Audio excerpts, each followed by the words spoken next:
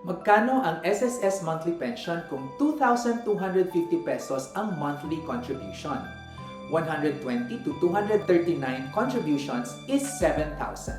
240 to 299 contributions is 7,300 to 8,775. 300 to 359 contributions is 8,800 to 10,275.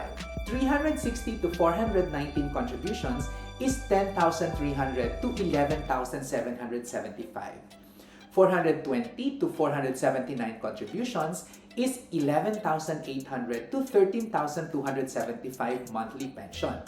480 to 540 contributions is 13,300 to 14,800 monthly pension. May tanong tungkol sa SSS? Isulat sa comment section. Ang pagyaman na pag-aaralan at napagtutulungan